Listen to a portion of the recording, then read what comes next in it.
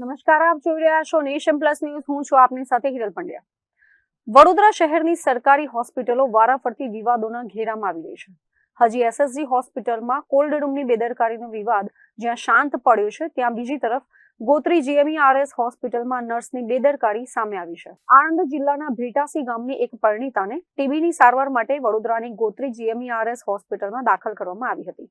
શરીરમાં હિમોગ્લોબિનનું પ્રમાણ ઘટી જતા તબીબોએ લોહી ચઢાવવાની સલાહ આપી હતી, જે મુજબ દર્દીના સગા બ્લડ બેંકમાંથી લોહી લેવા ગયા હતા. આ દરમિયાન વોર્ડમાં હાજર નર્સે અન્ય દર્દી માટે મંગાવેલું બીજા ગ્રુપનું લોહી કોઈપણ પ્રકારના ચેકિંગ વગર પીડિતાને ચડાવી દીધું હતું. જ્યારે દર્દીના સગા બ્લડ બેંકમાંથી લોહી લઈને પરત આવ્યા ત્યારે નર્સિંગ સ્ટાફને પોતાની ગંભીર ભૂલ સમજાઈ હતી અને તેઓ ચોંકી ઉઠ્યા હતા. જોકે ત્યાં સુધીમાં કેટલાક ml ખોટું લોહી દર્દીના શરીરમાં ચડી ચૂક્યું હતું. હું અહીંયા મારા ભાભીને અમે પરમ દિવસે લઈને આવ્યા તો રિપોર્ટ્સ કરાવ્યા. રિપોર્ટ્સ કાલે લેવા માટે આવ્યા તો રિપોર્ટ્સ આવ્યા પછી એવું કીધું કે એમનામાં બ્લડ બહુ ઓછું છે એટલે એમને એડમિટ કરવા પડશે. અમને ગઈકાલે એમને એડમિટ કરી દીધા. પછી બધા રિપોર્ટ્સ ને એવું બધું થયું. પછી આજે સવારે બીજા રિપોર્ટ્સ કર્યા પછી કે એમને બ્લડ ચડાવવું પડશે. એટલે અમારી જોડે બ્લડ મગાવડાયું. તો બ્લડ લેવા માટે મારો ભાઈ અને મામા બંને બ્લડ લેવા માટે ગયા હતા અને મારા મમ્મી હતા એ મારા ભાભી પાસે હતા અને બીજા મામા છે એ અપંગ છે એ બહાર બેઠા હતા કારણ કે ભણિયાની એવું થાય એટલે એ બહાર બેઠા હતા. મારો ભાઈ બ્લડ લેવા માટે ગયો તો ત્યાં સુધી પેશન્ટની જોડે જે મારા મમ્મી હતા એ જમવાનું પેશન્ટનું આવ્યું એ દર્દીનું જમવાનું લેવા માટે ગયા. ત્યાં સુધી અંદર વોર્ડની અંદર એક સિસ્ટર આવ્યા, નર્સ આવ્યા અને એમને આડેધડ કઈ પેશન્ટને કશું નામ પૂછ્યું નહીં, કશું જ નહીં. ડાયરેક્ટ બીજા વ્યક્તિનું જોડે જે પેશન્ટ દર્દી દાખલ હતું એ વ્યક્તિનું બ્લડ લઈને એમને મારા ભાભીને બ્લડ ચડાવી દીધું. એમને એ પછી એમની હાલત થોડી 5 જ મિનિટમાં એમની કન્ડિશન બહુ જ ખરાબ થવા લાગી. એકદમ બીપી હાઈ થઈ ગયું, ચક્કર આવવા માંડ્યા, ગભરામણ બહુ થવા લાગી, શરીર ધ્રુજવા માંડ્યું. એટલે એ લોકો અચાનક જ તાત્કાલિક એમને આઈસીયુમાં એમને શિફ્ટ કરી લીધા. અંદર પછી આઈસીયુમાં એમને લઈ ગયા. શું માંગ છે તમારી?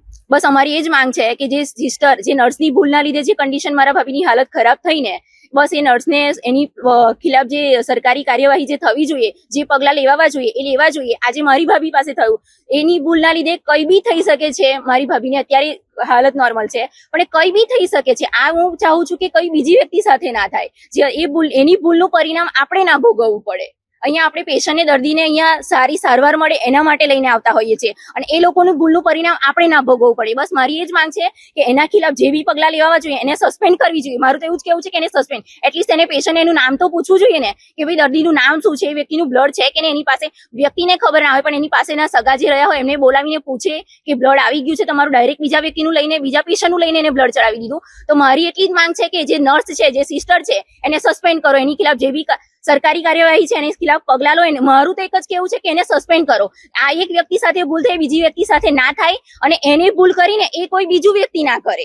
અંદરનો સ્ટાફ બીજા વ્યક્તિથી કોઈનાથી ભૂલ ના થાય. આના ખિલાફ જો કોઈ પગલા નહીં લે તો આ નર્સથી જે ભૂલ થઈ છે ને એ કાલ ઉઠીને કોઈ બીજી નર્સ કરશે, બીજો કોઈ સ્ટાફ કરશે, બીજા કોઈ વોર્ડમાં આ જ ભૂલ થશે જો આ પગલા નહીં લઈને. તો મારે એટલું જ કે બસ એને સસ્પેન્ડ કરો. એ નર્સને અમારી સામે લાવો. એ કોણ છે?